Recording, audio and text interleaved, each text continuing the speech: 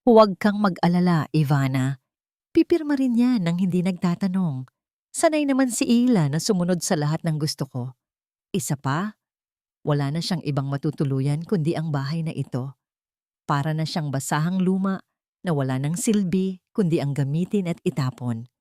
Tumigil ang mundo ko sa likod ng bahagyang nakabukas na pinto ng marangyang silid na yon.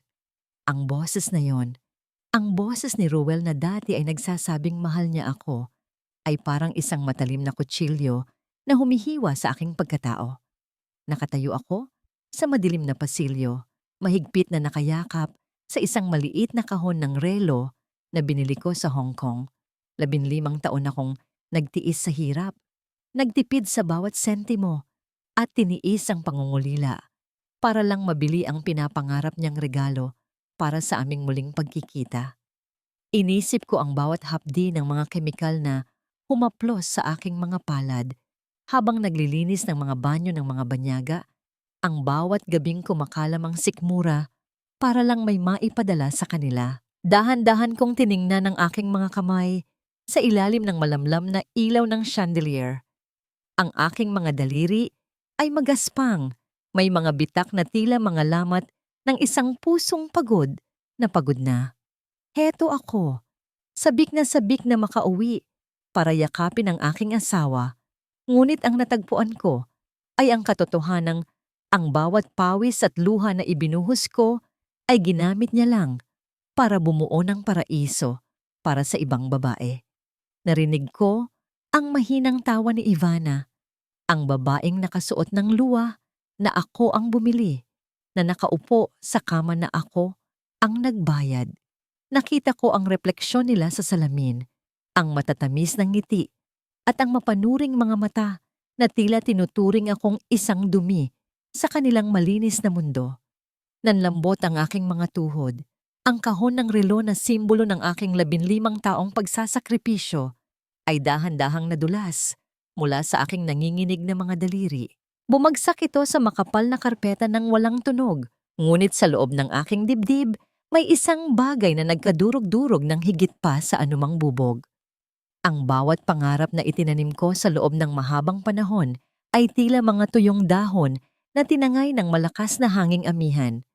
Kasabay ng sakit ay ang pagpasok ng aking 2 anak, sina Junjun at Liza. Ang mga bata na dati ay umiiyak kapag naririnig ang boses ko sa telepono, ngayon ay nakatingin sa akin ng may halong pandidiri. Inay, bakit ka ba nakatayo riyan sa dilim? Nakakagulat ka naman. Ang asik ni Liza habang inaayos ang kanyang mamahaling buhok. At saka, amoy langis ka. Nakakahiya sa mga kaibigan ko kung makikita ka nilang ganyan ang hitsura. Magpalit ka nga o kaya doon ka na muna sa kwarto sa baba. Ang kwarto sa baba. Ang maliit at madilim na imbakan ng mga lumang gamit sa tabi ng kusina. Doon nila ako gustong ilagay. Sa lugar kung saan hindi nila ako kailangang makita. Sa lugar kung saan ang isang machine na tulad ko ay dapat manahimik matapos maglabas ng pera. Tumingin ako kay Ruel, umaasang may kahit katiting na awa sa kanyang mga mata. Ngunit ang nakita ko lang ay ang kawalan ng pakiramdam. Ang lamig na tila yelo na bumabalot sa aming relasyon.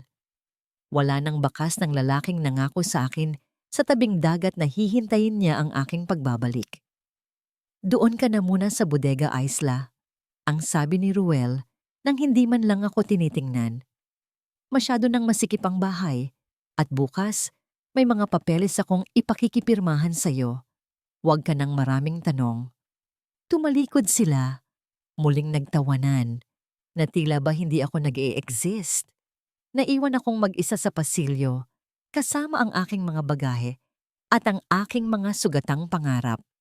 Ang bawat sulok ng Islas Haven, ang resort na ipinangalan sa akin, ay tila sumisigaw na hindi na ako kabilang dito. Ganito na lang ba talaga ang katapusan ng lahat? Pagkatapos ng 15 taon na pagpapakuba sa ibang bansa, ang halaga ko ba ay kasing mura lang ng isang lumang basahan na pwedeng ipagsantabi? Dahan-dahan kong hininga ang mabigat na hangin, ang bawat pintig ng puso ko ay tila isang sumbat. Sa dinami-dami ng bagyo na sinuong ko para sa kanila, sa gitna ng malalakas na alon sa Hong Kong, Bakit ako pa ang naiwan sa ulan ngayong nakauwi na ako sa sarili kong isla? Hindi ko inakalang ang amoy ng alikabok at lumang gamit ang sasalubong sa aking unang gabi matapos ang 15 taon. Ang silid na ito, na dati ay imbakan lamang ng mga sako ng bigas, ngayon ay naging buong mundo ko. Nakaupo ako sa isang manipis na banig sa sahig, habang ang bawat butas sa bubong ay tila nanunukso sa akin sa gitna ng katahimikan ng gabi. Hinila ko ang aking balikbayan box patungo sa gitna ng maliit na espasyo. Ang bawat packing tape na binalot ko rito noon sa Hong Kong ay puno ng pag-asa. Inisip ko na sa bawat tsokolate, dilata, at damit na narito ay mababayaran ko ang mga taon na wala ako sa tabi ni na Junjun at Liza. Ngunit ang bigat ng kahon ay tila naging pasan-pasan ko na ngayon sa aking dibdib. Dahan-dahan kong binuksan ang kahon nang marinig ko ang mga yapak ni na Junjun at Liza na papalapit sa aking kinalalagyan. Saglit na kumislap ang aking puso, iniisip na baka naman, kahit kaunti, ay sabik din silang makita ang mga pasalubong ko. Inay, nasaan na yung mga hiningi namin sa'yo na gadgets? Yung latest na gaming console para sa akin? Ang bungad ni Junjun na hindi man lang nagabalang tumingin sa aking mga mata. Inilabas ko ang isang mamahaling relo na may tatak na pinag-ipunan ko ng halos 6 na buwan. Anak, heto oh. Napakaganda nito. Sikat na sikat ito sa Hong Kong. Siguradong magugustuhan ng mga kaklase mo. Kinuha ito ni Junjun, tiningnan ng sandali, bago ito padaskol na inilapag sa ibabaw ng isang lumang cabinet. Ang baduy naman nito, inay. Akala ko ba high-tech ang kukunin mo? Mas maganda pa yung binili ni Mami Ivana sa akin nung nakaraang buwan. Itabi mo na lang yan, baka mapagkamalan pa akong galing sa Tiangge. Nanigas ang aking panga. Ang bawat gabi na hindi ako kumain ng hapunan para lang mabili ang relong iyon ay tila naging isang malaking biro.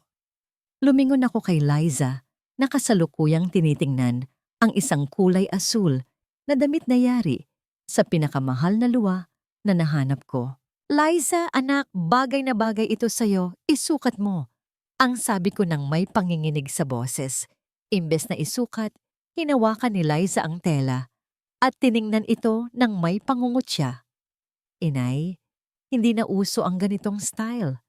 Mukha akong katulong sa damit na ito. At saka, amoy luma, parang galing sa ukay-ukay. Bago pa ako makapagsalita, binitawan niya ang damit sa sahig at sinadyang tapakan ito habang naglalakad palabas. Ang marahas na tunog ng pagbagsak ng aking mga pangarap ay mas malakas pa kaysa sa anumang kulog. Naiwan akong nakatitig sa damit na may bakas na ngayon ng dumi mula sa kanyang tsinelas. Eksaktong paglabas ng mga bata ay ang pagpasok ni Ivana na may dalang isang mangkok ng mainit na sabaw. Ang kanyang nangiti ay hindi abot sa mga mata, puno ng lason at panlilibak. Ay pasensya ka na, Isla. Masyado kasing masila ng mga bata sa panlasa ngayon. Sanay sila sa mga branded at bago, hindi sa mga mumurahin. Ang sabi niya habang dahan-dahang lumalapit sa akin. Tumayo ako para harapin siya. Ngunit bago pa ako makahakbang, tila sinadya niyang itagilig ang mangkok. Ang mainit na sabaw ay humalik sa aking balat. Kumalat sa aking braso hanggang sa tuluyang pumatak sa sahig, kasama ang aking dangal. Naku, ang clumsiness ko naman. Pakilinis na lang ha, Isla. Tutal, sanay ka naman sa gawaing bahay sa ibang bansa, di ba? Isipin mo na lang na training mo ito para hindi ka kalawangin dito sa bahay namin ni Ruel. Ang wika niya bago tumawa ng mahinhin at tumalikod. Habang nakaluhod ako sa malamig na semento, pinupunasan ng sabaw gamit ang aking sariling kamay. Naramdaman ko ang bawat hapdi. Hindi dahil sa init ng sabaw, kundi dahil sa lamig ng pagtrato nila sa akin sa loob ng pamamahay na ako ang nagpatayo. Kinuha ko ang isang maliit na pirasong tinapay na naiwan ni Liza sa isang tabi kanina. Malamig na ito at matigas, ngunit ito lang ang tanging pagkain ko mula kaninang umaga. Sa bawat kagat, Naalala ko ang mga araw sa Hong Kong kung saan nagtitiis ako sa tirang pagkain ng aking mga amo para lang makapagpadala ng mas malaking pera sa kanila. Ang pait ng katotohanan ay mas matindi pa sa pait ng aking kinakain. Nang matapos ko ang paglilinis, napansin ko ang isang bagay sa ilalim ng lumang aparador na malapit sa pintuan ng bodega. Isang maliit na botelya ng gamot. Ito ay kabilang sa mga gamot ni Lola Soledad na itinapon sa basura kaninang hapon ni Ivana. Dahan-dahan ko itong pinulot at binasa ang label. Ang aking mga mata ay nanlaki nang makita ang pangalan ng gamot. Hindi ito ang gamot para sa memorya na dapat ay iniinom ni Lola. Ito ay isang uri ng pampatulog na kapag nasobrahan ay maaaring magdulot ng permanenteng pagkalito at pagkawala ng diwa. Tumingala ako sa kisame ng madilim na bodega. Ang bawat patak ng ulan na nagsisimulang tumagas sa bubong ay tila mga luha ng langit para sa akin. Ngunit sa pagkakataong ito, hindi na lang ako basta iiyak. May mas malalim pang nangyayari sa loob ng Islas Haven kaysa sa simpleng pangangaliwa ni Ruel. At habang hawak ko ang maliit na botelyang ito, naramdaman ko ang unang spark ng apoy sa loob ng aking dibdib. Bakit kailangang gawing tuliro si Lola Soledad? Ano ang itinatago nila sa likod ng mga ngiting aso at mga mamahaling hiyas? Sino ka? Bakit ka narito sa aking silid? Magnanakaw ka ba? Ang bawat salitang binitiwan ni Lola Soledad ay tila mga bubog na bumaon sa aking puso. Si Lola Soledad, ang kaisa-isang tao na tumayo sa panig ko bago ako umalis patungong Hong Kong, ang taong nagmakaawa kay Ruel na huwag akong hayaang mag-isa sa ibang bansa. Ngayon ay nakatingin sa akin nang may halong takot at pag-aalinlangan. Ang kanyang mga mata na dati ay puno ng kislap at karunungan. Ngayon ay malabo na at tila nakatingin sa isang kawalan. Dahan-dahan akong lumapit sa kanyang kama. Ang amoy ng luma at tila hindi na isisingaw na silid ay humahalimuyak sa aking ilong. Lola, ako ito. Si Isla, ang paborito mong apo. Ang bulong ko habang pinipigil ang aking mga luha. Ngunit umiling lang siya at mas lalong hinigpitan ang pagkakahawak sa kanyang kumot. Narinig ko ang marang pagpihit ng doorknob mula sa labas. Mabilis akong nagtago sa likod ng malaking cabinet na yari sa Nara. Ang aking puso ay tumitibok ng mabilis na tila isang tambol sa loob ng aking dibdib. Sumilip ako sa maliit na siwang at nakita ko ang pagpasok ni Ivana. May dala siyang baso ng tubig at isang maliit na puting tableta. Ang tabletang nakita ko sa bodega kanina. Lola, oras na para sa iyong bitamina. Inumin mo na ito para mas lalo kang maging masunurin at hindi na magulo ang iyong isipan. Ang wika ni Ivana sa tono na tila naglalambing. Ngunit ang kanyang mga mata ay malamig pa sa bangkay. Nakita ko ang pag-aalinlangan sa mukha ni Lola. Ngunit dahil sa kanyang panghihina, dahan-dahan niyang kinuha ang gamot at nilunok ito. Naghintay ako hanggang sa makalabas si Ivana bago ako muling lumapit. Sa loob ng ilang minuto, nakita ko ang mabilis na epekto ng gamot. Ang mga mata ni Lola ay naging mas mapungay. Ang kanyang katawan ay tila nawalan ng buto at dahan-dahan siyang nahiga. Ngunit bago siya tuluyang mawalan ng malay, ang kanyang tuyot na kamay ay biglang humawak ng mahigpit sa aking braso. Isla, apo, alam kong ikaw yan. Ang mahinang anas niya, ang kanyang boses ay nanginginig sa takot. Iligtas mo ako. Huwag mo silang hayaang patayin ang aking diwa. Marami silang itinatago. Ang pera, ang lupain. Bago pa niya matapos ang kanyang sasabihin, tuluyan na siyang binalot ng isang malalim at hindi natural na tulog. Nanginginig ang aking mga daliri habang kinukuha ko ang aking cellphone. Wala akong ibang maisisip na pwedeng hinga ng tulong kundi si Aris, ang aking kababata na ngayon ay isa ng mahusay na doktor. Sa bawat pagring ng telepono, Tila binibilang ko ang bawat segundo ng aking natitirang pag-asa. Isla, ikaw ba yan? Balita ko, nakauwi ka na. Ang bungad ni Aris, ang boses niya ay puno ng init na matagal ko nang hindi nararamdaman. Aris, kailangan ko ang tulong mo. Tungkol ito kay Lola Soledad. Mabilis kong sinalaysay ang tungkol sa gamot na nakita ko. Narinig ko ang pagbuntong hininga ni Aris sa kabilang linya. Isang buntong hininga na puno ng seryosong babala. Isla, kung ang gamot na yan ay ang iniisip ko, hindi lang ito basta pampatulog. Pinapatay nito ang mga cells sa utak na may kinalaman sa memorya at desisyon. Kung magpapatuloy ito sa loob ng isa pang buwan, baka hindi na talaga magising ang diwa ni Lola. Magiging parang buhay na bangkay na lang siya na dumedepende sa kung sino ang nagpapakain sa kanya. Nanlambot ang aking buong katawan. Ang laso na ipinapakain ni Ivana kay Lola ay hindi lang para patahimikin siya, kundi para gawin siyang isang tau-tauhan sa kanilang mga kamay.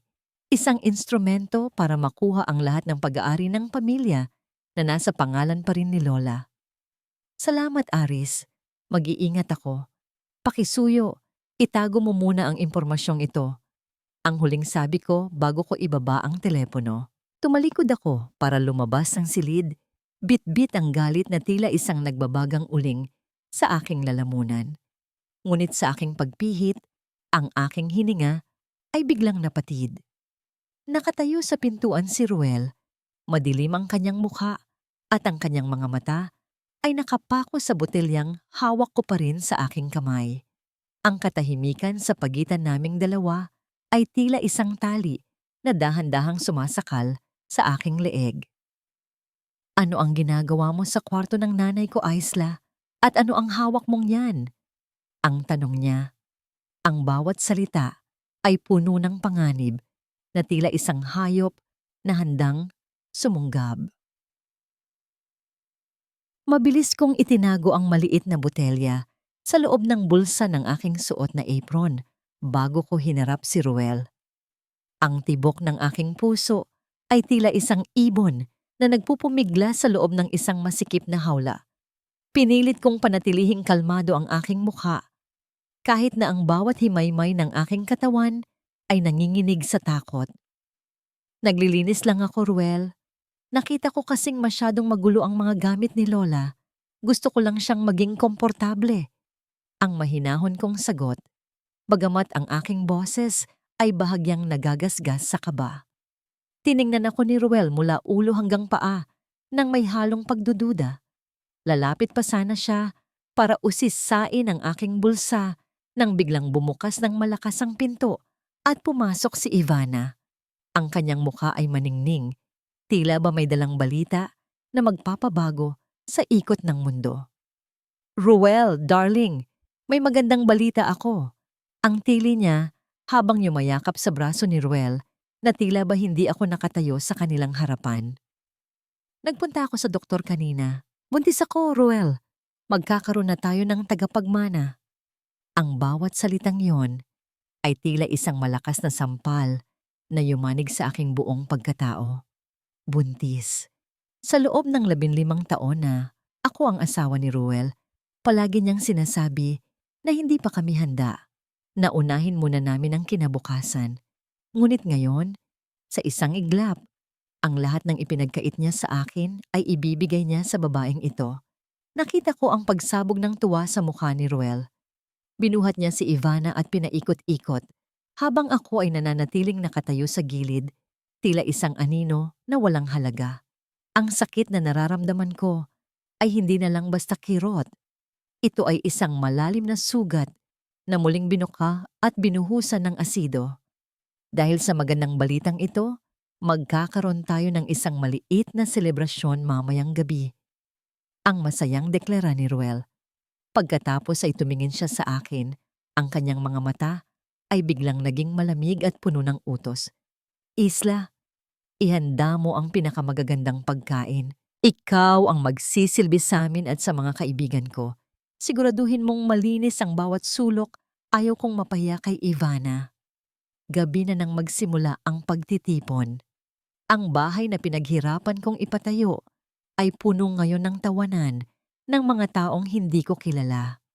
Nakasuot ako ng isang simpleng uniporme ng katulong, bitbit ang isang mabigat na tray ng mga mamahaling alak. Sa bawat baso na aking isinisilbi, naririnig ko ang mga bulungan ng mga bisita. Siya ba yung asawa na galing Hong Kong? Mukhang katulong na nga talaga. Ang bulong ng isang babae habang nakatingin sa aking mga kamay na may mga peklat mula sa kusina. Lalapit sana ako kay Ivana para lagyan ng kanyang baso nang sadyang ilipat niya ang kanyang pwesto, dahilan para bahagyang tumalsik ang alak sa kanyang mamahaling bestida. Ay, tignan mo ang ginawa mo, Aisla. Napakabagal mo na nga, napakatanga mo pa. Ang sigaw ni Ivana na nakuha ang atensyon ng lahat. Ruel, tignan mo ang ginawa ng asawa mo. Sinisira niya ang gabi natin. Lumapit si Ruel at nang walang babala, ay hinablot ang aking braso ng napakahigpit. Humingi ka ng tawad kay Ivana, Aisla. Ngayon din, ang amoy ng langis mo ay nakakahilo na nga. Pati ba naman ang pagkilos mo ay kailangang maging pasakit? Yumuko ako. Ang aking mga luha ay pumatak sa tray na aking hawak. Pasensya na. Pasensya na. Ang tanging naibulalas ko. Tumakas ako patungo sa hardin para kumuha ng hangin. Ngunit sa dilim ng mga puno, narinig ko ang isang pamilyar na boses. Boses yon ni Ivana na may kausap sa kanyang cellphone sa isang madilim na sulok. Huwag kang mag-alala, mahal. Naniniwala ang utu-utong si Ruel na sa kanya ang batang ito. Ang mahinang tawa ni Ivana na nagpapatigil sa tibok ng aking puso. Hayaan mo lang siyang magbayad sa lahat ng kailangan natin. Kapag nakuha ko na ang pirma ni Lola at ang lahat ng ari-arian, iiwan na natin ang basurang ito. Nanigas ako sa aking kinatatayuan.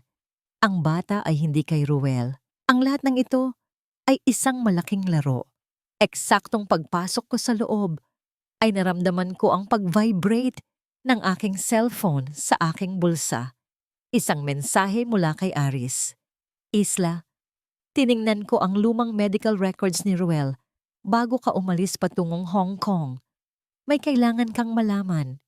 May kondisyon si Ruel na tinatawag na azoospermia.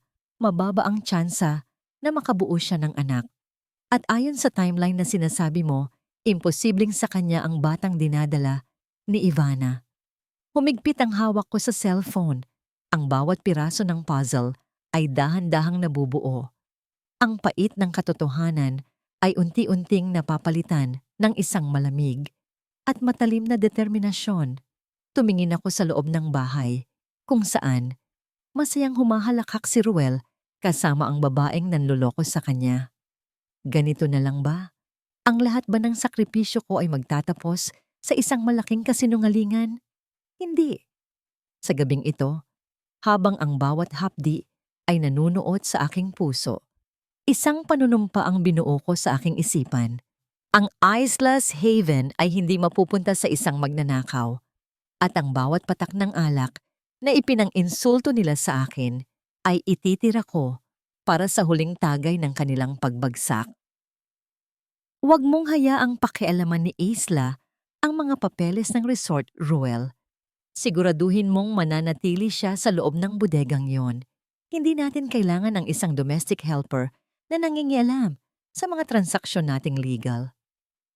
Ang mga salitang yon ni Ivana ay narinig ko habang ako ay nakatayo sa labas ng opisina ni Ruel. Bit-bit ang isang baso ng maligamgam na gatas na dati ay gawi ko nang ibigay sa kanya tuwing gabi. Ngunit sa pagkakataong ito, ang baso ay tila naging kasing bigat ng isang malaking bato sa aking palad. Ang aking dating papel bilang katuwang sa buhay ay tuluyan ng binura ng babaeng kakarating pa lamang, habang ako na nagbuhos ng dugo at pawis ay itinuturing na lamang na isang banta.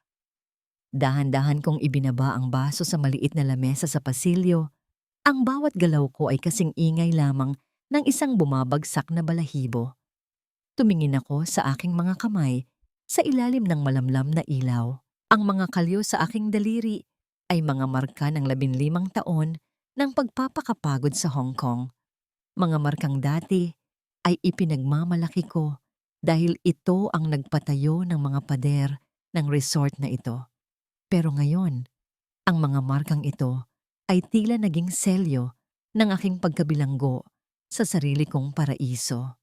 Naramdaman ko ang panunuyo ng aking lalamunan at ang mabilis na pintig ng aking puso na tila gustong kumawala sa aking dibdib. Ang bawat hininga ko ay may kasamang hapdi, isang paalala na sa mata nila ako ay wala ng silbi. Naghintay ako hanggang sa lumalim ang gabi at tuluyang tumahimik ang buong bahay. Sa kabila ng takot na namumuo sa aking sikmura, dahan-dahan akong lumabas mula sa madilim na bodega. Ang lamig ng sahig na semento ay gumagapang sa aking mga talampakan, ngunit ang init ng determinasyon sa aking puso ang nagtulak sa akin na magpatuloy. Gamit ang isang ekstrang susi na itinago ko sa ilalim ng paso ng bulaklak.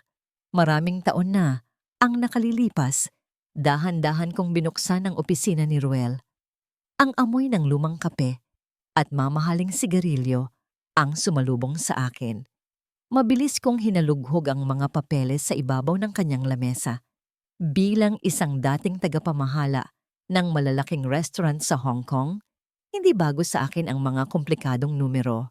Ngunit ang nakita ko sa mga dokumento ay nagpatigil sa aking hininga. Isang kasunduan sa pagsasangla. Isinangla ni Ruel ang Aceless Haven sa isang kumpanyang tinatawag na Golden Horizon Investments. Ang halaga ay napakalaki, ngunit ang mas nakakagulat ay ang pangalan ng nagmamay-ari ng kumpanya, isang pangalan na pamilyar sa akin mula sa Hong Kong.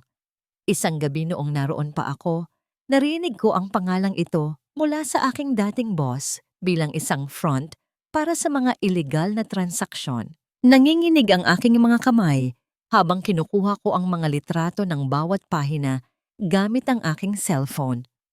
Sa gitna ng aking paghahanap, may napansin akong isang lumang litrato sa ilalim ng isang pile ng mga bills. Ito ang aming litrato noong unang anibersaryo namin. Ang panahong wala pa kaming pera, ngunit punong-puno ng pangarap. Ngayon, ang litratong yon ay ginagamit na lamang ni Ruel na patungan ng kanyang maruming tasa ng kape, puno ng mantsa at wala ng halaga.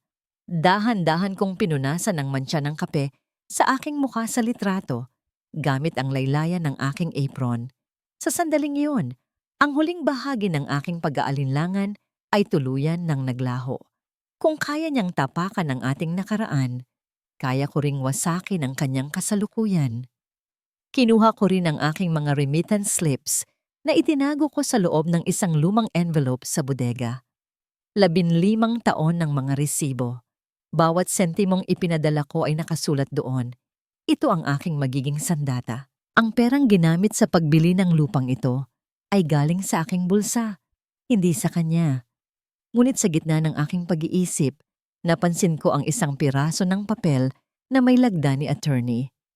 Salbayandi, ang matagal na naming abogado. May nakasulat na mga tagubilin tungkol sa pagbabago ng huling habilin ni Lola Soledad. Bakit kailangang baguhin ang testamento kung ang lahat naman ay maayos pa? Isang malakas na kaluskos mula sa pasilyo ang nagpatayo ng mga balahibo ko sa leeg. Ang tunog ng mga yabag ay papalapit sa pinto ng opisina. Mabilis kong ibinalik ang mga papeles sa ayos at nagtago sa likod ng makapal na kurtina sa gilid ng bintana. Bumukas ang pinto at pumasok si Ivana. May hawak na flashlight. Ang kanyang muka ay puno ng hinala habang nililibot niya ang tingin sa buong silid. Alam kong may mali. Ang bulong niya sa sarili. Ang kanyang boses ay tila isang ahas na naghahanap ng mabibiktima. Ruel, gising ka ba? Gusto kong i-check ang bodega. Parang may naririnig akong ingay sa kwarto ni Isla. Nanigas ako sa aking kinatatayuan. Ang bawat pintig ng aking puso ay tila isang malakas na tunog na maaaring magbulgar sa aking kinaroroonan. Ganito na lang ba? Mahuhuli ba ako bago pa man ako makapagsimula. Napakasakit marinig ang sarili mong pangalan na idinidikit sa salitang hindi mo kailanman nagawa. Lalo na kung ang bumibitaw nito ay ang babaeng nagnakaw na ng lahat sa iyo. Magnanakaw ka, Aisla. Aminin mo na kung nasaan ang singsing ko. Napakawalang hiya mo. Pinatira ka na nga rito matapos kang maging palaboy sa ibang bansa. Pati ba naman ang mga hiyas ko ay pagkakaitan mo ako? Ang matinis na sigaw na yon ni Ivana ay tila isang matalim na kidlat na bumasag sa katahimikan ng umaga sa Islas Haven.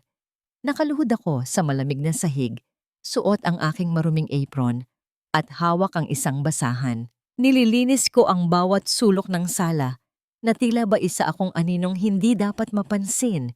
Ngunit sa pagkakataong ito, ang bawat mata sa mansyon ay nakatusok sa akin na parang mga karayom. Dahan-dahan akong tumingala. Nakatayo sa aking harapan si Ivana, namumula ang mukha sa galit habang itinuturo ako ng kanyang daliring may mahahabang kuko. Sa likuran niya, nakita ko si Ruel na nakahalukip-kip. Ang kanyang mukha ay puno ng pagkabagot at kahihiyan. Ngunit ang mas masakit, ang pinakamatalim na tila bumaon sa aking likuran ay ang tingin ng aking sariling anak na si Liza. Inay, just give it back. Nakakahiya ka na talaga. Alam ko namang inggit na inggit ka kay Mommy Ivana dahil sa mga gamit niya. Pero hindi ko akalaing pati pagkatao mo ay marumi na rin. Ang asik ni Liza, ang kanyang boses ay puno ng pait na tila ba ako ang pinakamalaking pagkakamali sa kanyang buhay. Hindi ako nakapagsalita. Ang aking lalamunan ay tuyot na tila disyerto. Bago pa ako makatayo, mabilis na naglakad si Liza patungo sa aking bodega. Narinig ko ang marahas na pagkaladkad ng aking lumang maleta. Ang maletang naging saksi sa bawat pag-iyak ko sa Hong Kong. Ang maletang naglaman ng bawat piraso ng aking 15 taong pangungulila. Inihagis ni Liza ang maleta sa gitna ng sala. Sa isang malakas na pagbukas, humambulat sa sahig ang aking mga personal na gamit. Ang mga lumang uniforme ko sa trabaho, ang mga liham na hindi ko na ipadala, at ang isang maliit na locket na naglalaman ng mga larawan ni na Junjun at Liza noong sila ay sanggol pa lamang. Heto ba ang hinahanap mo? O baka naman itong mga basurang ito ang mas mahalaga sa'yo kaysa sa dangal namin? Ang bulyaw ni Liza habang sinisipa ang aking mga gamit. Tinapakan niya ang locket.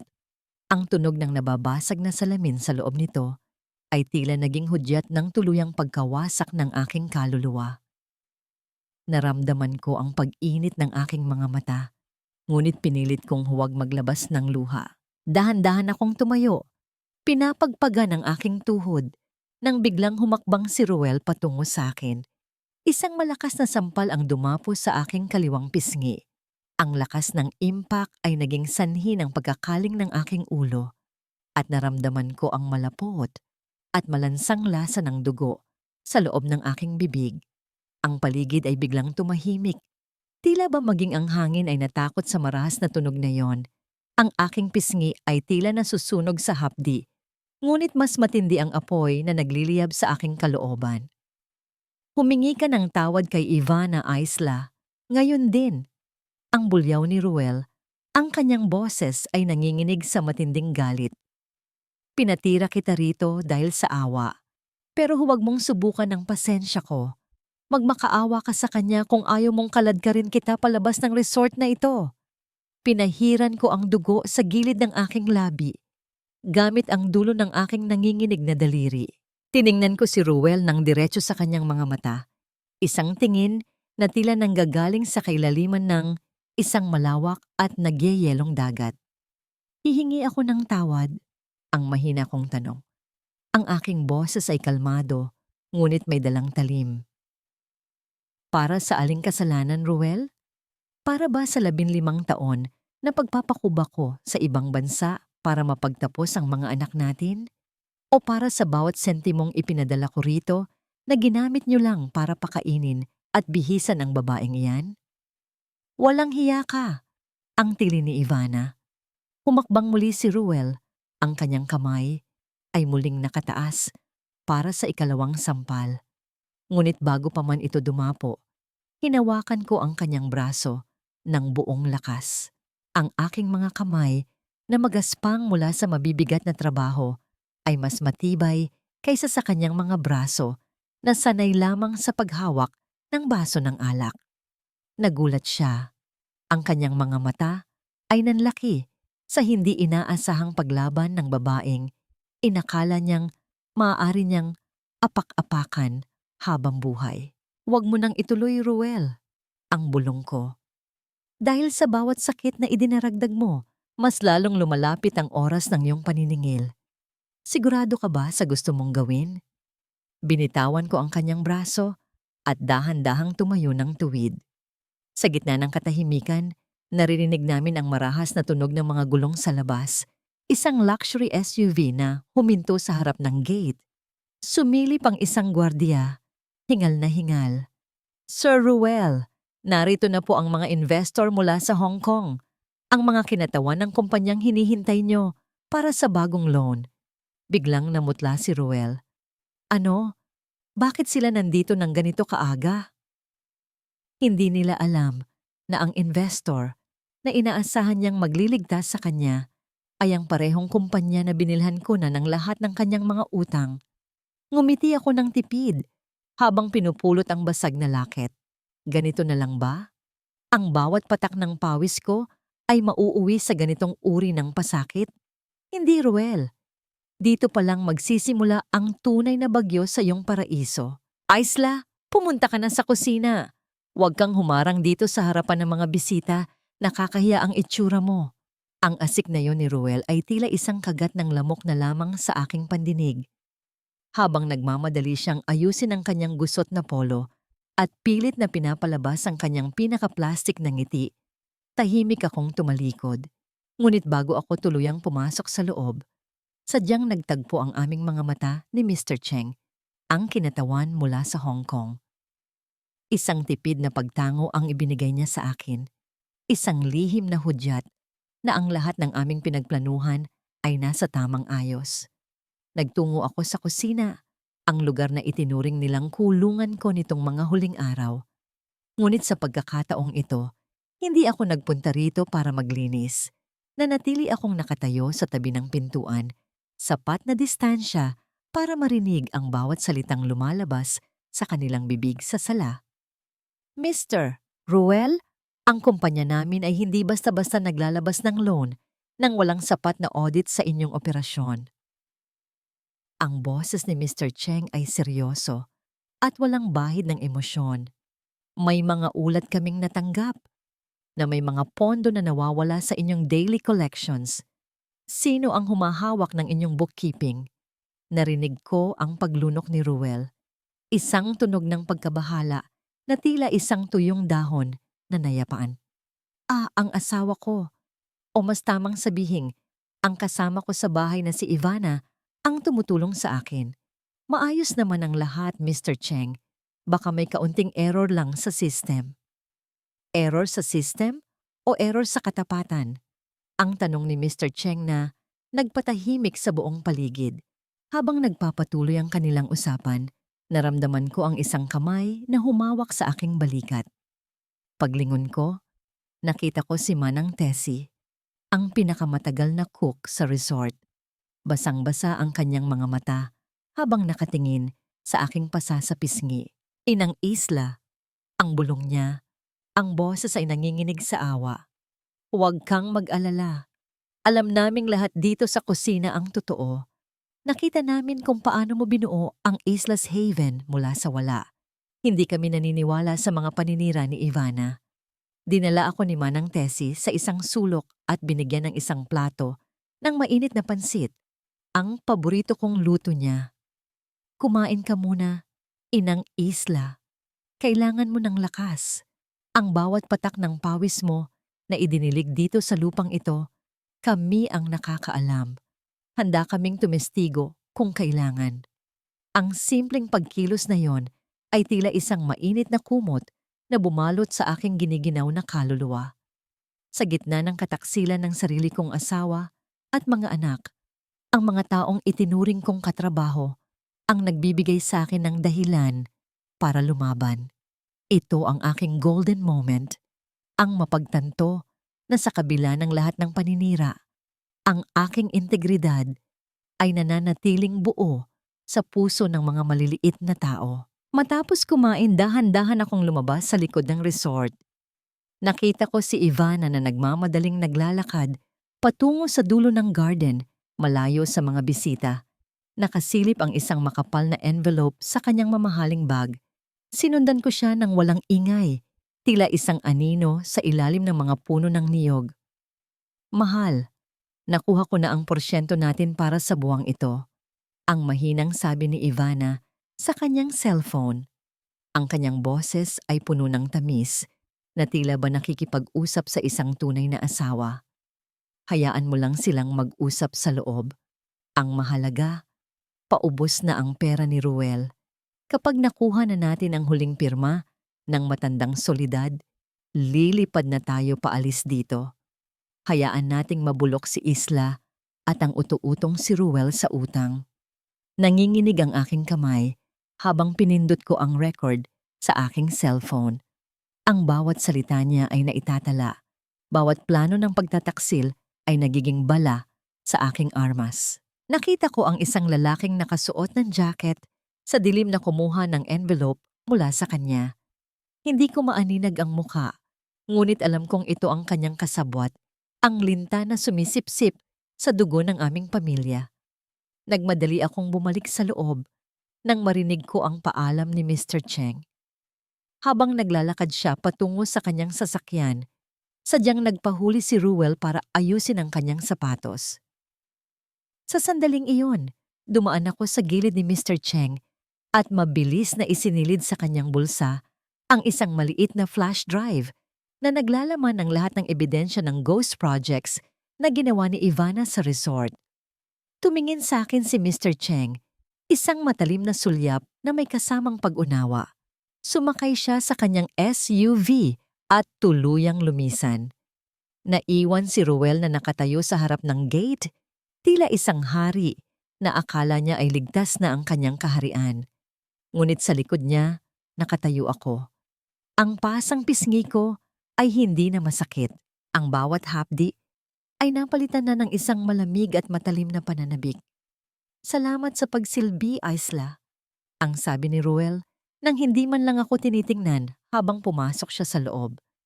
Mukhang maayos ang lahat. Malapit na tayong maging milyonaryo. Napangiti ako sa dilim.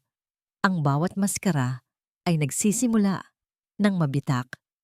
Ang bawat lihim ay nagsisimula ng bumulong sa hangin. Ngunit may isang tanong na gumugulo sa aking isipan habang tinitingnan ko ang recording sa aking phone. Sino ang lalaking kumuha ng pera kay Ivana? Bakit tila pamilyar ang kanyang boses?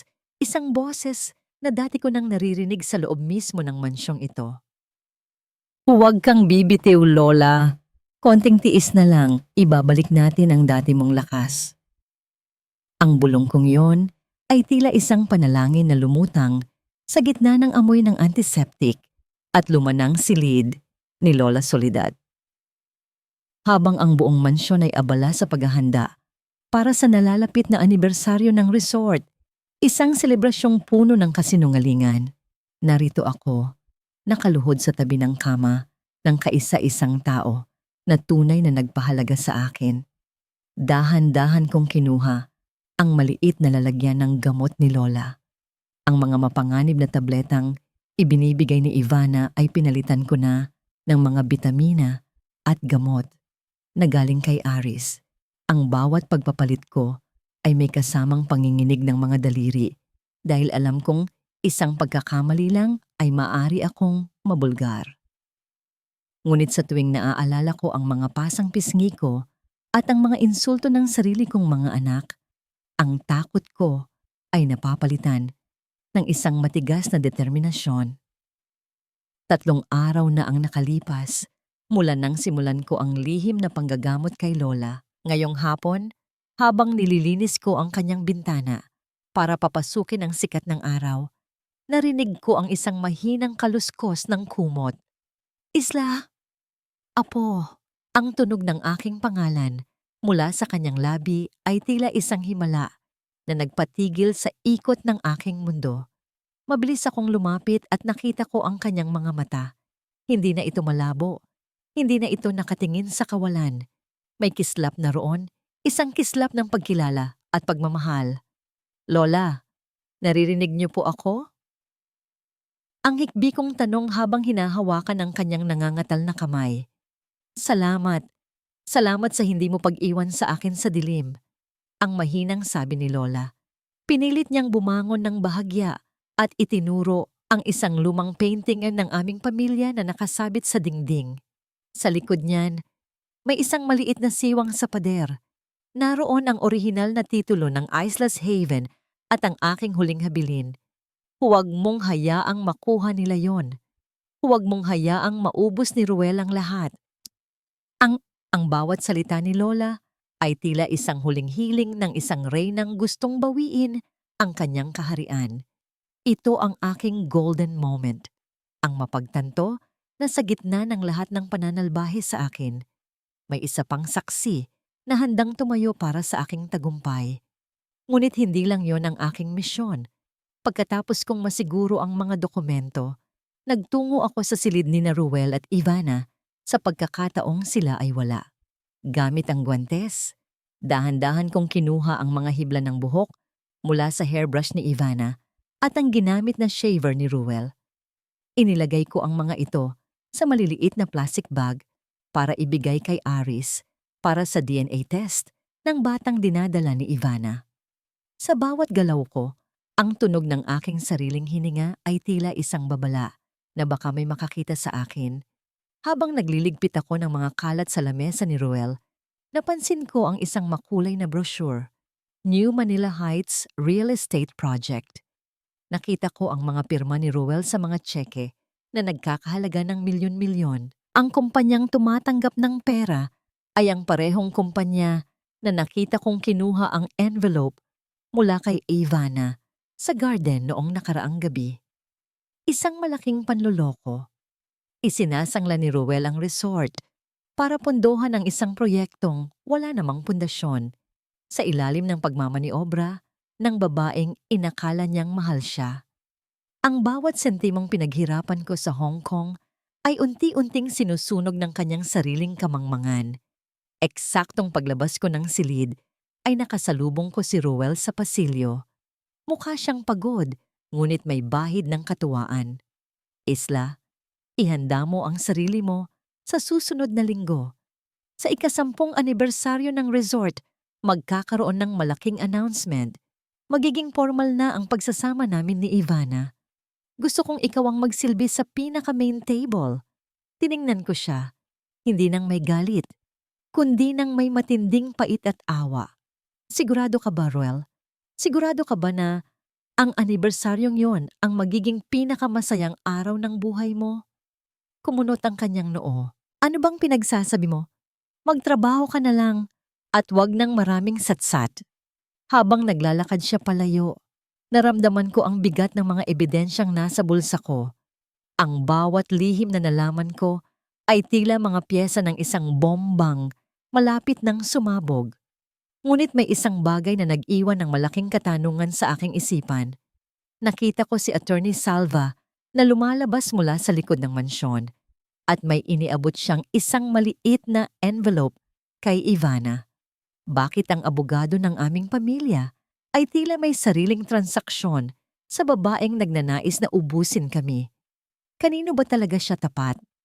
Sa bawat hakbang ko pabalik sa bodega, ang bawat pintig ng puso ko ay tila isang tambol na naghahanda para sa isang giyera.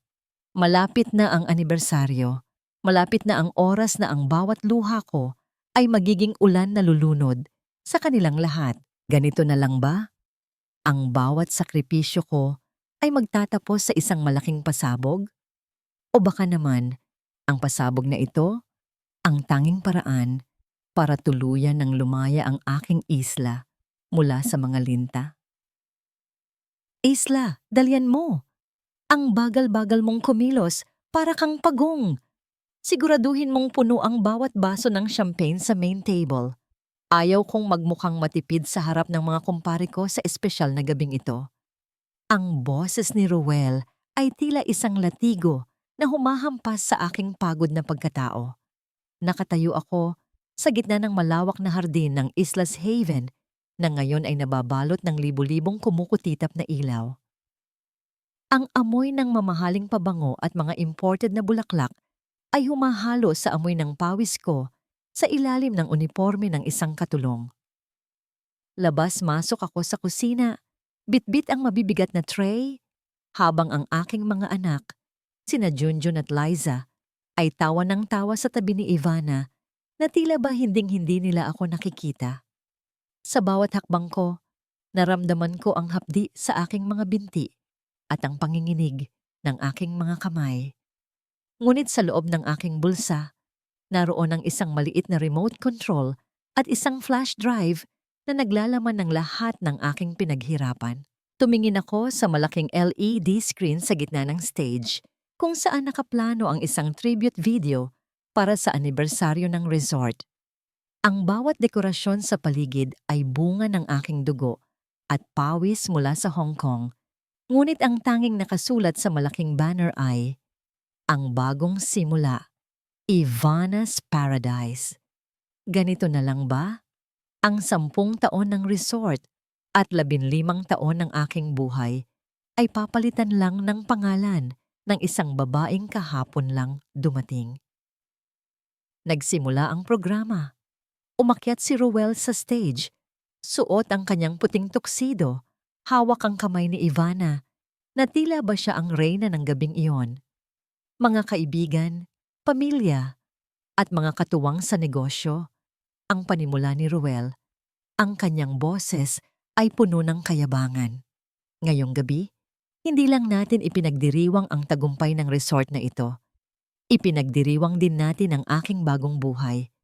Nais kong ipakilala ang babaeng nagbigay sa akin ng bagong pag-asa at ang magiging ina ng aking tagapagmana, si Ivana. Nagpalakpakan ang lahat. Nakita ko si Liza na yumakap kay Ivana at tinawag itong mommy sa harap ng lahat ng bisita. Ang aking puso ay tila isang piraso ng kristal na dahan-dahang dinudurog ng isang mabigat na martilyo. Ang bawat pintig nito ay may kasamang hiyaw ng sakit. Ang paningin ko ay bahagyang lumabo dahil sa luhang pilit kong pinipigilan. Ipalabas na ang video! Ang sigaw ni Ruel sa technician. Dahan-dahan akong lumapit sa gilid ng stage. Sa halip na ang romantikong video na inihanda ni Ivana, pinindot ko ang aking remote. Ang malaking screen ay biglang nagbago. Hindi mukha ni na Ruel at Ivana ang lumitaw. Sa halip ang unang lumabas ay ang mga dokumento ng bangko. Ang bawat remittance slip ko mula sa Hong Kong na may petsa mula pa noong 10 taon na ang nakalipas, na nagpapatunay na bawat semento at pako ng resort na ito ay galing sa aking pinaghirapan. Nagkaroon ng bulungan sa mga bisita. Ang mukha ni Ruel ay biglang namutla, tila ba nawalan ng dugo sa isang iglap. Sinundan ito ng isang audio recording. Ang boses ni Ivana ay umalingaw-ngaw sa buong hardin. Hayaan mo lang siyang magbayad sa lahat ng kailangan natin. Kapag nakuha ko na ang lahat ng ari-arian, iiwan na natin ang basurang si Ruel. Ang katahimikan sa paligid ay naging nakakabingi. Maging ang mga kuliglig ay tila tumigil sa pag-awit. Nakita ko ang takot sa mga mata ni Ivana habang pilit niyang inaagaw ang microphone, ngunit huli na ang lahat. Ang huling lumabas sa screen ay ang resulta ng DNA test mula kay Aris at ang dokumento ng azoospermia ni Ruel, kasama ang litrato ni Ivana at ng kanyang tunay na kasabwat sa loob ng isang madilim na sasakyan. Ano ito? Isla! Anong kalokohan ito? Ang sigaw ni Ruel na naghahanap sa akin sa dilim. Dahan-dahan akong lumabas mula sa anino ng stage, ngunit hindi na ako ang Isla na nakauniforme ng katulong. Habang ang lahat ay nakatuon ng pansin sa screen, mabilis akong nagpalit sa likod ng telon. Lumabas ako na suot ang isang itim na silk gown, ang gown na binili ko para sa aking sarili sa Hong Kong na inakala kong hinding-hindi ko masusuot. Ang aking buhok ay maayos na nakapusod at ang aking mga mata ay nagniningning hindi dahil sa luha, kundi dahil sa apoy ng katarungan. Hindi iyan kalokohan, Ruel. Iyan ang katotohanan. Ang wika ko, ang aking boses ay kalmado at buo na narinig hanggang sa dulo ng hardin. Ang resort na ito ay hindi magiging Ivana's Paradise dahil simula sa gabing ito, ang Islas Haven ay babalik sa tunay nitong nagmamay-ari. Naglakad ako patungo sa gitna ng stage. Bawat yabag ng aking sapatos ay may kasamang awtoridad. Inilabas ko ang orihinal na titulo na ibinigay sa akin ni Lola Soledad at ang dokumento mula sa kumpanya sa Hong Kong na bumili sa lahat ng utang ni Ruel. Ruel, wala ka ng ari-arian. Ang lahat ng tinatayo mo ngayon ay nakasangla na sa akin. At ikaw, Ivana, lumingon ako sa babaeng nanginginig na sa galit at takot. Ang batang iyan ay hindi magiging tagapagmana ng kahit na ano rito dahil ang tanging mamanahin mo ay ang kaso ng panloloko at paglalason sa aking biyenan. Lumabas mula sa likod ng mga bisita si Aris kasama ang 2 pulis na nakauniforme. Ivana Lopez, inaaresto ka sa kasong attempted poisoning at fraud. Ang mariing pahayag ng opisyal, ang gabi ng anibersaryo na inakala nilang simula ng kanilang tagumpay ay naging gabi ng kanilang pagbagsak. Nakita ko ang aking mga anak na sina Junjun at Liza na nakatitig sa akin ng may halong gulat, pagsisisi at takot. Ang katahimikan ay muling nabasag nang dahan-dahang ituro ni Ruel ang kanyang daliri sa akin. Ang kanyang labi ay nanginginig, ngunit walang salitang lumalabas. Napatingin ako sa dagat na nasa harap ng resort. Ang mga alon ay tila bumubulong ng isang bagong pangako. Ang bawat hapdi sa aking puso sa loob ng 15 taon ay tila dahan-dahang tinatangay ng tubig. Ganito na lang ba ang katapusan ng kanilang kasinungalingan? O ito pa lang ang simula ng aking tunay na pagbangon bilang reyna ng sarili kong isla? Isla, patawarin mo ako. Hindi ko sinasadya. Nabigla lang ako. Nabulag ako ng mga kasinungalingan niya. Pamilya pa rin tayo, di ba?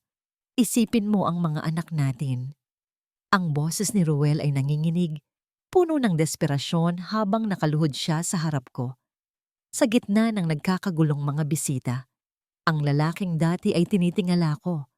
Ang lalaking naging dahilan ng aking 15 taong pagpapakasakit sa ibang bansa, ngayon ay tila isang basang sisiw na nagmamakaawa para sa kanyang buhay.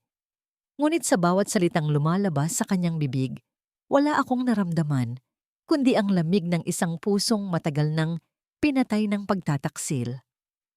Tiningnan ko ang aking mga kamay. Wala na rito ang bakas ng sabon o langis mula sa kusina. Sa halip, nararamdaman ko ang kinang ng tagumpay na unti-unting bumabalot sa akin. Ngunit sa likod ng kinang na ito ay ang alaala ng bawat sampal, bawat pangungutya, at bawat gabing natulog ako sa madilim na bodega habang sila ay nagpapakasasa sa aking pinaghirapan. Pamilya! Ang mahina kong tugon, ang boses ko ay kasing talim ng isang labaha. Naisip mo ba ang pamilya noong pinalayas mo ako sa sarili nating silid? Naisip mo ba ang pamilya noong hinayaan mong tawagin akong basahan ng babaeng yan? Ang pamilyang sinasabi mo, Roel, ay matagal mo nang winasak. Ngayon, naniningil lang ang tadhana. Sa kabilang bahagi ng stage, naririnig ang boses ni Ivana na naghihisterya. Ang tunog ng mga posas na kumakalansing habang ikinakabit sa kanyang mga kamay ay tila isang musika sa aking pandinig. Bitawan niyo ako. Ruel, tulungan mo ako. Walang kasalanan ng anak ko. Ang sigaw niya, ngunit wala nang sino mang lumalapit para tulungan siya. Kasabay nito, nakita ko si Aris na hinarang si attorney. Salva na nagtatangkang tumakas sa likod ng mga halamanan. Hindi ka lalayo, attorney. Ang mariing sabi ni Aris habang ipinapakita ang mga dokumento ng pakikipagsabuatan nito kay Ivana. Ang bawat maskara ay tuluyan ng nalaglag at ang bawat linta na sumipsip sa yaman ng Islas Haven ay isa-isang nahuhubaran ng kapangyarihan. Ito ang aking golden moment, ang tumayo sa gitna ng bagyong ako mismo ang lumikha at makitang ang mga taong umapak sa aking pagkatao ay unti-unti nang nilalamon ng kanilang sariling mga anino. Kinuha ko ang isang baso ng champagne mula sa waiter na nakatayo sa malapit. Dahan-dahan kong inikot ang baso, pinagmamasdan ng mga bula na tila sumasayaw sa ilalim ng ilaw. Pagkatapos, dahan-dahan kong kinuha ang aking lumang singsing sa kasal. Ang singsing na ibinigay ni Ruel nung wala pa kaming kahit na ano. Nang walang pag-aalinlangan, binitawan ko ito sa loob ng baso. Ang tunog ng pagbagsak ng metal sa likido ay maliit lamang, ngunit para sa akin, ito ang huling tuldok sa aming nakaraan. Inilapag ko ang baso sa harap ni Ruel. Ubusin mo yan, Ruel. Iyan na ang huling hiling ko bilang asawa mo. Pagkatapos niyan, wala ka ng asawa, wala ka ng resort, at wala ka ng karangalan. Tumalikod ako at nagsimulang maglakad palayo sa entablado. Ngunit sa pagbaba ko ng hagdan, naramdaman ko ang dalawang pares ng mga mata na nakatitig sa akin. Sina Junjun at Liza. Ang kanilang mga mukha ay maputla, puno ng pagsisisi at matinding takot. Wala na ang kanilang mga mamahaling cellphone, wala na ang kanilang kayabangan. Nakikita ko sa kanilang mga mata ang pagkaunawa na ang inay na dati nilang ikinahihiya ay siya na palang may hawak ng kanilang kinabukasan. Inay? Ang mahinang tawag ni Liza, ang kanyang boses ay basag sa luha. Humakbang silang dalawa para harangin ang aking daan, tila naghihintay na yayakapin ko sila at sasabihing maayos din ang lahat, ngunit hindi ako tumigil. Nilagpasan ko sila nang hindi man lang tinitingnan. Ang aking puso ay tila naging isang pader na hindi na kayang tibagin ng kahit anong emosyon. Hindi sapat ang luha para mabura ang 15 taon ng pagkakalayo at ang sakit ng kanilang pagtalikod sa akin. Ganito na lang ba? Ang tanong ko sa aking sarili habang nararamdaman ko ang malamig na simoy ng dagat. Sapat na ba ang makita silang bagsak? Hindi pa. Dahil ang tunay na katarungan ay hindi lang ang pagpaparusa sa mga nagkasala, kundi ang pagtuturo sa kanila ng halaga ng bawat butil ng kanin na kanilang kinain mula sa perang dinilig ng aking luha. Habang naglalakad ako patungo sa dalampasigan, narinig ko ang huling pagsabog ng fireworks sa langit. Ang fireworks na inihanda ni Ruel para sa kanyang tagumpay, ngunit ngayon ay nagsisilbing hudyat ng aking paglaya. Ngunit sa gitna ng aking katahimikan, isang malakas na sigaw ng pagmumura ang narinig ko mula sa loob ng mansyon. Kasunod ang amoy ng usok na hindi nanggagaling sa paputok. Walang matitira. Kung hindi mapupunta sa akin ang Islas Haven, walang makikinabang dito. Susunugin ko ang lahat. Ang bulyaw na yon ni Ruel ay humalo sa matapang na amoy ng gasolina na biglang bumalot sa malawak na dining area. Hawak niya ang isang bote ng mamahaling alak na may sindi na sa dulo. Ang kanyang mga mata ay nanlilisik at puno ng kabaliwan. Ang lalaking dati ay maawain ng hitsura, ngayon ay tila isang demonyo na handang lamunin ng apoy ang lahat ng aming pinaghirapan. Mabilis na kumilos ang mga security guard na kasama ni Aris. Narinig ko ang kalabog ng mga mesa na nabubuwal habang pilit nilang inaagaw ang bote mula sa nanginginig na mga kamay ni Ruel. Ang tunog ng pagbagsak ng katawan ni Ruel sa sahig ay tila isang hudyat ng kanyang tuluyang pagkagapi. Habang hinihila siya palayo, ang tanging naiwan sa kanya ay ang mga sigaw ng pagsisisi na wala nang nakikinig. Ngunit sa gitna ng kaguluhang iyon, 2 anino ang nananatiling nakatayo sa harap ko, sina Junjun at Liza. Ang kanilang mga damit na galing sa mga mamahaling butik ay tila naging mga basahan sa ilalim ng malamlam na ilaw.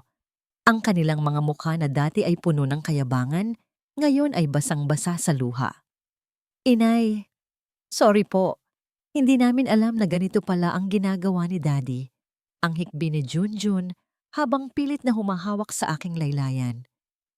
Hayaan mo na po kaming bumalik sa aming mga kwarto. Kailangan ko pang mag-aral para sa exam ko sa international school. Kailangan ko ng bagong laptop dahil nasira yung dati. Tiningnan ko si Junjun. Pagkatapos ay tiningnan ko si Liza na kasalukuyang nakahawak sa kanyang designer bag na tila ba yun ang pinakamahalagang bagay sa mundo. Inay, I need my credit card. In-on-hold ni Aris yung account namin. Paano na ang mga bills ko? Paano na ang mga friends ko na naghihintay ng blowout ko para sa birthday ko? Ang sabi ni Liza, na tila ba ang lahat ng nangyari kanina ay isang panaginip lamang na mabilis na mabubura ng pera. Doon ko naramdaman ang isang matinding hapdi na mas masakit pa sa sampal ni Ruel. Ang aking mga anak, ang aking mga buhay ay hindi umiiyak dahil sa sakit na idinulot nila sa akin. Umiiyak sila dahil natatakot silang mawala ang luho na tinamasa nila mula sa perang dinilig ko ng aking dugo at pawis. Wala ng international school, wala ng credit card, at wala ng mamahaling gadgets. Ang aking tinig ay malamig na tila yelo, ngunit may dalang bigat na hindi nila kayang pasanin. Mula sa gabing ito, wala nang libre sa loob ng Islas Haven. Kung gusto ninyong kumain, kailangan ninyong magtrabaho. Ano? Inay, hindi mo pwedeng gawin ito sa amin. We are your children. Ang tili ni Liza. Hindi ako sumagot, sa halip ay inilahad ko ang aking kamay. Ibigay niyo sa akin ang mga susi ng inyong mga sasakyan. Ibigay niyo ang inyong mga cellphone at lahat ng card na nasa inyo. Mula ngayon, titira kayo sa likod, sa mga quarters ng mga empleyado. At bukas na bukas din, alas 5 ng umaga, mag-uumpisa kayo bilang mga housekeeping staff at dishwasher. Narinig ko ang marahas na paghinga ni Liza. Tila hindi siya makapaniwala sa aking narinig. Ngunit wala silang nagawa ng isa-isang kinuha ng mga security guard ang kanilang mga kagamitan. Nakita ko ang bawat patak ng luha nila, mga luhang dala ng galit at hindi pagtanggap. Kinabukasan, tumayo ako sa balkonahe ng aking opisina. Mula sa itaas, nakita ko si Liza na nakasuot ng simpleng uniforme ng janitress, may hawak na mop, at pilit na nililinis ang dumi sa sahig ng lobby. Ang kanyang mga kamay na dati ay sanay lamang sa pagpindot ng cellphone ay nanginginig sa bigat ng timba. Sa kabilang dulo naman ay si Junjun, na basang-basa ang likod habang nagbubuhat ng mga sako ng basura mula sa kusina. Ito ang aking golden moment, isang mapait na sandali. Ang makita ang aking sariling mga anak na nagdurusa sa hirap na dinanas ko sa ibang bansa para lang sa kanila. Gusto kong bumaba, gusto kong yakapin sila at sabihing, "Tama na, anak." Ngunit pinigilan ko ang aking sarili dahil kung hindi nila matitikman ang pait ng bawat butil ng kanin, hinding-hindi nila matututunan ang tamang pagpapahalaga sa pag-ibig ng isang ina. Dahan-dahan kong pinihit ang aking katawan patungo sa loob ng opisina. Doon, nakaupo si Aris. May hawak na isang envelope. "Isla, kailangan mong makita ito." Isang huling liham mula kay Attorney Salva bago siya tuluyang makulong. May kinalaman ito sa tunay na dahilan kung bakit gustong-gusto ni Ruel na paalisin ka bago mo pa malaman ang tungkol sa huling testamento ni Lola Soledad. Naramdaman ko ang muling pagbilis ng tibok ng aking puso. Akala ko ay tapos na ang lahat ng sikreto, ngunit tila may isa pang katotohanan na mas matindi pa sa pagtataksil ni Ruel ang naghihintay na mabunyag. Ano yon, Aris? Ang tanong ko habang dahan-dahang kinukuha ang papel. Ang bawat salitang nakasulat sa lumang papel na yon ay tila mga anino ng nakaraan na muling bumabangon para baguhin ang aking hinaharap. Sa huli, Isla, ikaw lang ang tunay na may-ari ng lahat. Hindi dahil sa pera, kundi dahil sa katapatan ng iyong puso. Ang mga salitang yon sa liham ni Lola Soledad na ibinigay ni Aris ay tila isang banayad na haplos sa aking sugatang kaluluwa. Habang binabasa ko ang bawat letra, naramdaman ko ang pag-agos ng luha na hindi dala ng sakit kundi ng pagkaunawa. Nalaman ko mula sa liham na matagal na palang inilipat ni Lola ang titulo ng lupain sa pangalan ko, taon bago pa man ako bumalik. Alam niya ang kahinaan ng kanyang anak na si Ruel at ginawa niya ang lahat para protektahan ang aking mga pinaghirapan. Ang mortgage na ginawa ni Ruel, walang bisa. Ang lahat ng kanyang panggigipit, isang hungkag na pangarap. Isinara ko ang envelope at huminga ng malalim. Ang amoy ng sariwang hangin mula sa dagat ay dahan-dahang pumapalit sa amoy ng alikabok at kapaitang namuhay sa loob ng mansyong ito. Lumipas ang mga buwan. Ang Islas Haven ay hindi na lamang isang marangyang resort para sa mga mayayaman. Ginawa ko itong isang santuaryo, isang healing center para sa mga kapwa ko na naging biktima ng pang-aabuso at pagtataksil. Ang bawat silid na dati ay puno ng kasinungalingan, ngayon ay puno na ng mga kwento ng pag-asa at pagbangon. Isang hapon, habang naglalakad ako sa pasilyo, nakita ko si Ruel. Hindi na siya ang lalaking nakasuot ng tuxedo. Nakaupo siya sa isang wheelchair sa ilalim ng puno ng mangga sa malayo, sa ilalim ng pangangasiwa ng mga medical staff.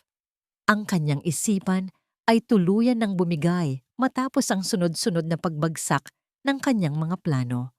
Nilapitan ko siya, hindi para sumumbat, kundi para magpaalam sa huling pagkakataon. Isla, pera. Kailangan ko ng pera. Ang mahina at paos niyang bulong, ang kanyang mga mata ay walang direksyon. Tiningnan ko siya ng may malalim na habag. Huwag kang mag-alala, Ruel. Hindi kita pababayaan sa aspeto ng iyong kalusugan. Pero ang isla na dati mong inalipin at minaliit, matagal na siyang lumayag palayo sa'yo. Magpagaling ka. Tumalikod ako ng walang pag-aalinlangan. Ang bawat yabag ng aking sapatos sa damuhan ay tila pagputol sa huling tanikala ng aking nakaraan. Nagtungo ako sa kusina ng resort. Doon, nakita ko si Liza na abala sa paghuhugas ng mga malalaking kawa, habang si Junjun naman ay naglilinis ng mga mesa. Ang kanilang mga kamay ay may mga kalyo na rin, at ang kanilang mga muka ay wala ng bahid ng makeup o kayabangan. Nang makita nila ako, mabilis silang lumapit. Inay, tapos na po namin ang kota namin para sa araw na ito. Ang sabi ni Junjun, ang kanyang boses ay puno na ng paggalang. Pwede na po ba kaming bumisita kay Lola Soledad? Inay, sorry po ulit sa lahat. Ang dugtong ni Liza, ang kanyang mga mata ay nagniningning sa katapatan.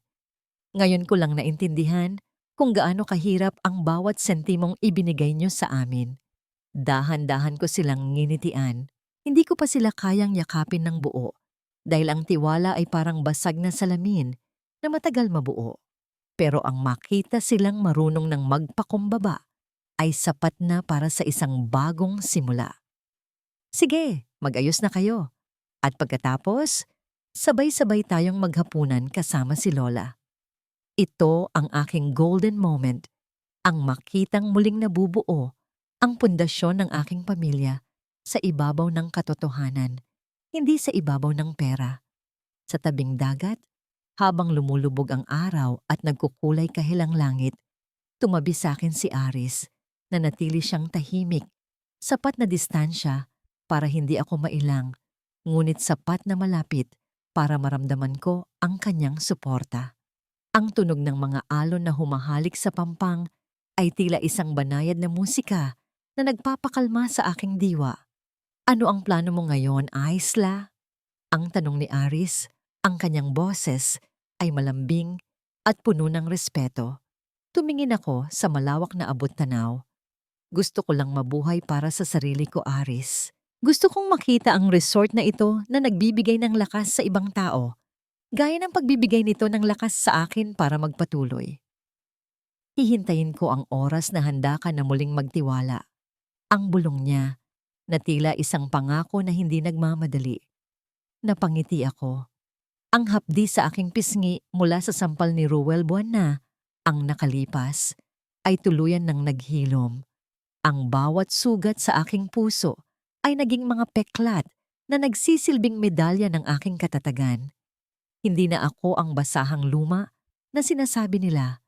Ako si Isla, isang lupaing napapalibutan ng pag-ibig, katarungan, at bagong pag-asa. Dahan-dahan kong itinaas ang aking mukha sa langit, ninanamnam ang huling sinag ng araw. Ang bawat hininga ko ngayon ay kasing laya na ng mga ibon sa himpapawid. Isang taon na ang lumipas mula nang ang bawat pader ng Islas Haven ay yumanig sa mga lihim at kasinungalingan. Ngayon, habang nakatayo ako sa balkonahe ng aking opisina, ang tanging naririnig ko ay ang marahang paghampas ng mga alon sa pampang at ang masayang tawanan ng mga bisitang naglalakad sa dalampasigan. Ang hangin ay hindi na amoy gasolina o pait. Ngayon, ito ay puno ng halimuyak ng mga namumukadkad na sampagwita at ang sariwang alat ng dagat. Ang Islas Haven ay naging higit pa sa isang resort. Naging kanlungan ito ng mga kababaihang tulad ko, mga OFFW na umuwing sugatan ang puso at bulsa. Sa bawat kanto ng pasilidad na ito, may mga kwento ng pagbangon. Ang dating bodega, kung saan ako ikinulong, ay ginawa kong isang maliit na library, isang paalala na ang bawat madilim na yugto ng buhay ay maaaring pagmulan ng karunungan. Tiningnan ko ang aking mga kamay. Wala na ang mga sugat mula sa marahas na pagtrato ni Ruel at Ivana.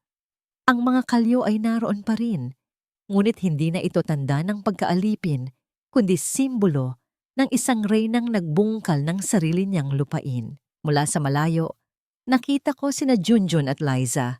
Hindi na sila nakasuot ng mga designer brands na dati ay kanilang ipinagmamalaki. Nakasuot sila ng simpleng uniforme ng resort. Si Junjun ay seryosong nakikipag-usap sa mga maintenance staff, habang si Liza naman ay maingat na inaasikaso ang mga papeles sa reception. Hindi naging madali ang huling 12 buwan para sa kanila. Maraming luha ang pumatak, maraming reklamo ang namutawi, ngunit sa huli, ang hirap ng pagtatrabaho ang nagturo sa kanila na ang bawat sentimong ibinigay ko noon ay katumbas ng aking buhay. Inay, heto po ang kape nyo. Nilagyan ko ng kaunting asukal, gaya ng gusto nyo. Ang malambing na tinig ni Liza ang bumasag sa aking malalim na pag-iisip. Inabot ko ang tasa at hinawakan ng kanyang kamay. Sa unang pagkakataon, hindi siya umiwas. Sa halip, hinawakan niya ang aking kamay nang mahigpit at hinalikan ang aking pisngi. Salamat, Inay. Salamat sa hindi pagsuko sa amin kahit naging masama kaming mga anak. Napangiti ako nang may kasamang bahagyang panunuyo ng mga mata. Ito ang aking tunay na kayamanan, hindi ang titulo ng lupa, hindi ang milyon-milyong nasa bangko, kundi ang pagbabalik ng puso ng aking mga anak sa tamang landas. Sa kabilang bahagi ng hardin, nakaupo si Lola Soledad sa kanyang paboritong tumba-tumba kasama si Aris. Nakikita ko ang masayang pag-uusap nila habang pinapanood ang papalubog na araw. Si Aris ay nanatiling tapat, nanatiling isang matatag na haligi sa likod ko. Hindi niya ako pinilit na magmahal muli ng mabilisan.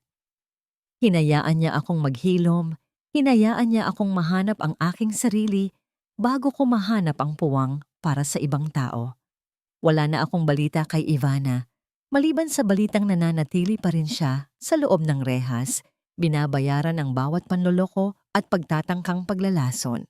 Si Ruel naman ay dinala na sa isang tahimik na pasilidad sa probinsya kung saan inaalagaan ang kanyang kalusugan. Pinatawad ko na sila hindi dahil karapat-dapat sila sa kapatawaran, kundi dahil ang aking kaluluwa ay karapat-dapat sa kapayapaan.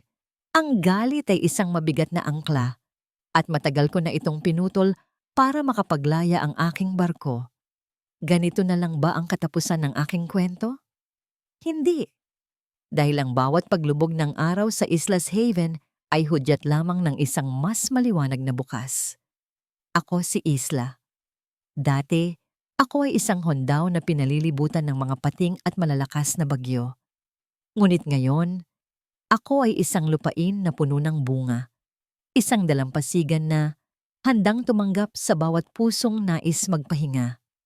Nahanap ko na ang tunay na kayamanan. Ito ay ang pagmamahal sa sarili, ang katarungang ipinaglaban, at ang pamilyang muling nabuo sa ibabaw ng katotohanan. Dahan-dahan kong ininom ang kape habang pinagmamasdan ang huling sinag ng araw na humahalik sa ibabaw ng asul na dagat. Ang bawat tibok ng puso ko ngayon ay tila isang awit ng pasasalamat. Malaya na ako, buo na ako, at sa wakas, nakauwi na ako sa sarili kong piling. Ang kwento ni Isla ay hindi lamang kwento ng isang resort, kundi kwento ng bawat pusong muling natagpuan ang sarili sa gitna ng malalakas na unos ng buhay. Mula sa kaibuturan ng aking puso, maraming salamat sa inyong pananatili at pakikinig hanggang sa huling sandali ng paglalakbay na ito. Habang isinusulat ko ang bawat kabanata ng buhay ni Ila, lalo na ang mga sandaling tinatalikuran siya ng sarili niyang mga anak, hindi ko mapigilang makaramdam ng matinding kirot at bigat sa aking dibdib. Ang pagsulat sa mga eksenang yon ang pinakamahirap na bahagi para sa akin dahil alam kong may mga katotohanang mas masakit pa kaysa sa mga salitang nabuo sa aking isipan. Ang kwentong ito ay hango sa inspirasyon mula sa mga tunay na bayani ng ating panahon, ang mga kababayan nating OFW na nagbuhos ng dugo at pawis sa ibang bansa, nangarap na bumuo ng paraiso para sa kanilang pamilya, ngunit kadalasan ay umuuwing tila isang estranghero sa sarili nilang tahanan. Nais ko ring ipaalala sa pamamagitan ni Isla na ang pagpapatawad ay hindi isang tanda ng kahinaan, kundi isang dakilang kapangyarihan para tayo ay tuluyang lumaya. Gaya ng isang munting buto na nagpupumilit tumubo sa gitna ng bitak ng semento, ang pag-asa ay laging makakahanap ng paraan upang sumibol gaano man kadilim ang paligid. Isang katanungan ang nais kong iwan sa inyong mga puso bago tayo magpaalam. Kung kayo ang nasa kalagayan ni Isla, sapat na ba para sa inyo ang makitang nagbago at nagsisisi ang inyong mga anak? O magagawa niyo rin bang bigyan ng isa pang pagkakataon ang isang asawang tulad ni Ruel na minsan ay sumira sa inyong pagkatao? Sana ay nag-iwan ang kwentong ito ng isang maliit na apoy ng inspirasyon at liwanag sa inyong mga puso sa pagtatapos ng araw na ito. Kung naantig ang inyong damdamin, huwag po sanang kalimutang i-like, i-share, at i-comment ang inyong mga saloobin sa ibaba. Ang inyong mga reaksyon ang nagsisilbing lakas namin upang magpatuloy sa paglikha ng mga ganitong uri ng sining. Maraming salamat muli at hanggang sa muling pagkikita sa ating susunod na kwento ng pag-ibig, pagtitiis at tagumpay.